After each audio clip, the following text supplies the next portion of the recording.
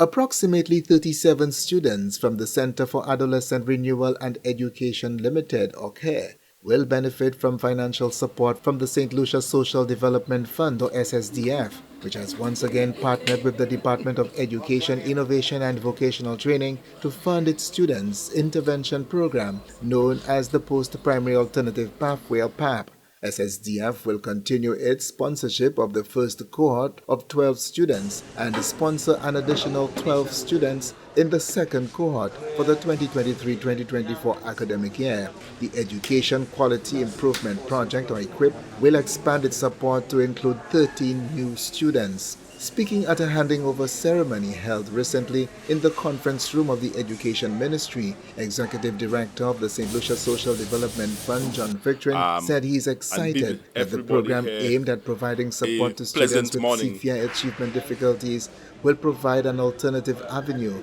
for them to access a specialized training option designed to fit their unique educational challenges. Because the program falls in line with the mandate of the SSDF, which is to provide opportunity to the most vulnerable people in our society to improve the quality of life, to provide them with access to such opportunity.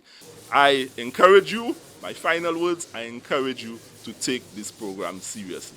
It's not just an opportunity for us to spend money on the students, pay their tuition fees, and give them a laptop, but it's an opportunity for you to improve the quality of your life.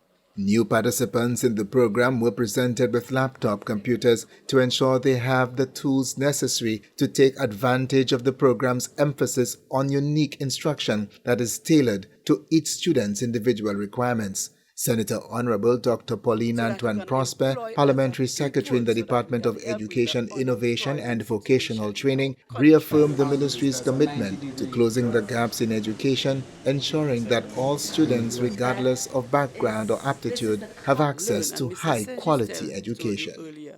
We have some late bloomers.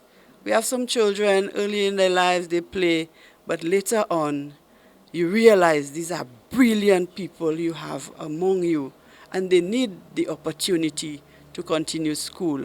We cannot decide their fate at CPA level. We cannot decide their fate at CXC level. These are human beings who have to make a livelihood for themselves, and we must support them at whatever level that they need our assistance.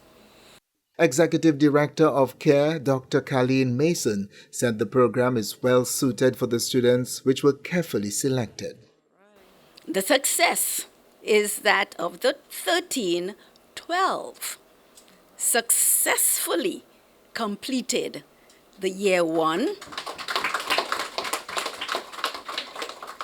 And of the 12 successfully completing year 1, 2 were actually promoted into the skills program. And that isn't the normal progression. It is that we would have at least 2 years. Dr. Mason said the one student from cohort 1 who did not make it through actually dropped out of the program, citing insufficient parental support as the main factor behind the disappointing result. She emphasized the need for adequate parental support in order for students to sufficiently benefit from the program, which will, in the end, she says, put them on the right path for success.